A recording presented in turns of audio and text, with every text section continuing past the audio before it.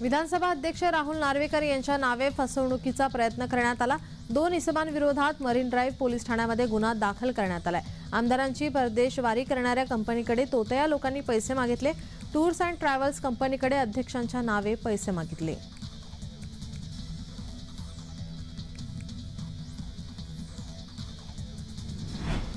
भारतीय जनता पक्षाचे ज्येष्ठ नेते आणि माजी उपपंतप्रधान लालकृष्ण अडवाणी यांना देशाच्या सर्वोच्च नागरी सन्मान अर्थात भारत रत्न जाहीर झाला आहे।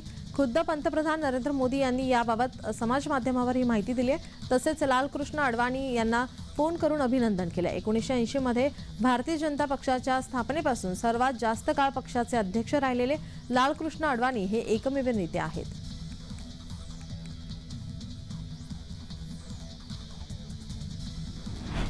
भाजपा आमदार गणपत गायकवाड यांनी शिवसेनेचे कल्याण शहर प्रमुख महेश गायकवाड यांच्यावर गोळीबार केल्याचा आरोप करण्यात आला।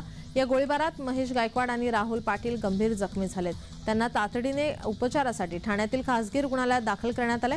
या घटनेमुळे परिसरात खळबळ माजली आहे।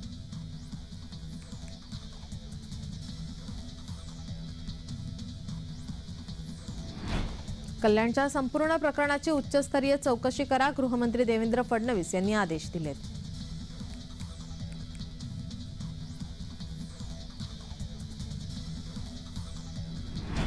गृहमंत्री फडणवीसांनी राजीनामा द्यावा, पोलीस ठाण्यातच गोळीबार ही सत्तेची मस्ती आहे, कारवाई न झाल्यास केंद्रीय गृहमंत्र्यांची भेट घेणार असल्याचं सुप्रिया सुळे यांनी म्हटलंय। सुप्रिया सुळे यांनी भाजपावरती टीका केली आहे।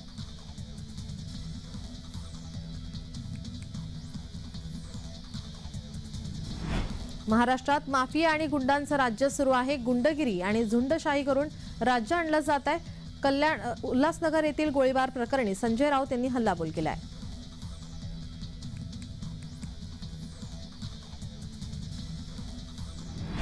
उल्हासनगर गोळीबाराच्या घटनेवर अजित पवार यांची प्रतिक्रिया समोर येते।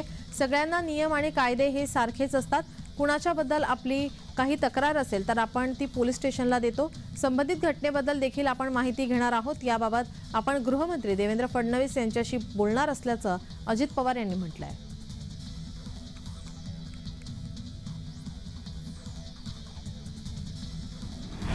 गृहमंत्र्यांच्या पक्षातील आमदारांकडूनच कायदा आणि सुव्यवस्थेचे धिंडवडे काढण्यात आले असा आपला महाराष्ट्र कधी नव्हता। गोळीबाराच्या घटनेवर विजय वडेट्टीवार यांची प्रतिक्रिया आणि टीका करण्यात आली आहे।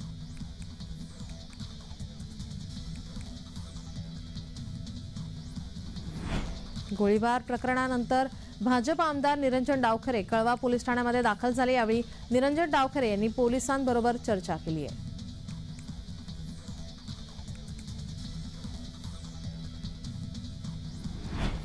तुमच्या गृहमंत्र्यांना वसुली करण्याचे कंत्राट दिले होते का?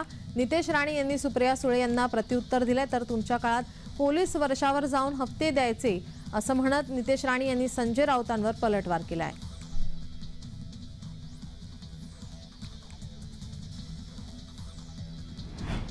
गृहमंत्री मुख्यमंत्र्यांकडून पोलिसांवर दबाव आणला जातोय। लोकशाही फुलेंच्या विचाराला येड्याचं सरकार संपवण्याचं काम करत आहे। असं सरकार तात्काळ बरखास्त करायला हवं। नाना पटोले यांनी राज्य सरकारवर हल्लाबोल केलाय।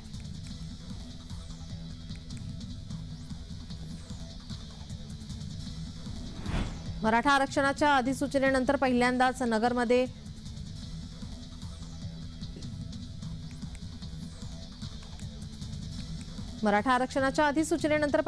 नगरमध्ये छगन भुजबळ यांच्या नेतृत्वाखाली एल्गार मेळावा पार पडणार आहे। मराठा आरक्षणाबाबत अधिसूचना निघाल्यानंतर जिल्हाभरातून लाखो ओबीसी समाज या मेळाव्याला उपस्थित राहणार असल्याची शक्यता वर्तवण्यात येते।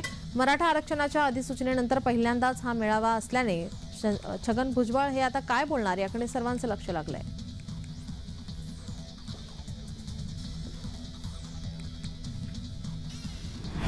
मातोश्री बाहेर